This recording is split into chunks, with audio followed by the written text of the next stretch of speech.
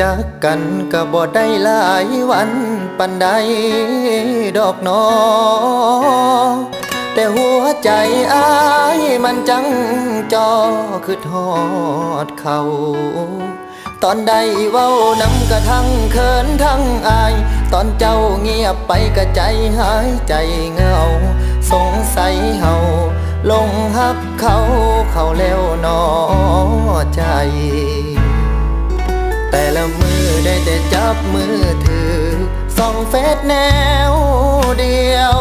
จอบเบิ่งจุดสีเขียวเบิ่งเจ้าโพสแล้วก็เที่ยวไล่หูปของเจ้า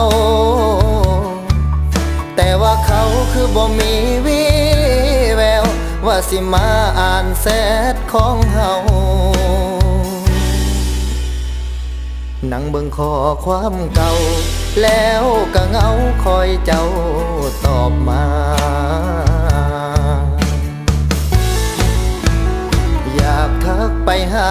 เขาแต่ว่าโตเก่าเขาบ่ทันอ่านเขาคือสิลำคาญเขาคือสิยิ้มหวานใส่แซดคนใหม่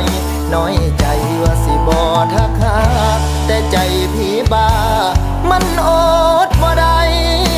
ต้องขอโทษเจ้าหลายๆบ่ตอบก็ได้อายบ่สำคัญ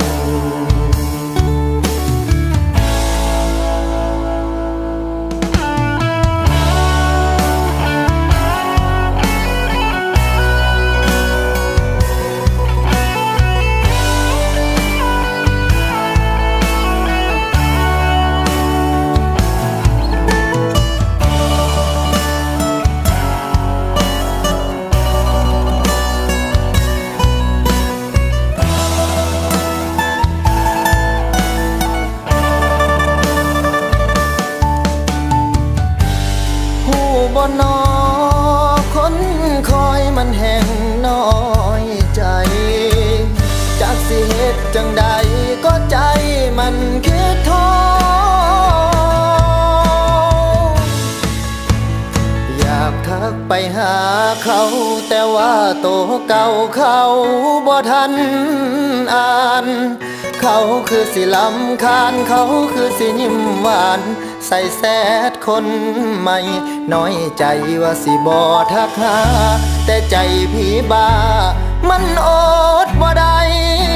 ต้องขอโทษเจ้าหลายๆบ่ตอบก็ได้อายบ่สำคัญอยากทักไปหาเขาแต่ว่าโตเก่าเขาบ่ทันอ่านเขาคือสิลำคาญเขาคือสิยิ้มหวานใส่แซดคนใหม่น้อยใจว่าสิบ่ทักหาแต่ใจพี่บ้ามันอดบ่ได้ต้องขอโทษเจ้าหลายๆบ่ตอบก็ได้อายบ่สำคัญ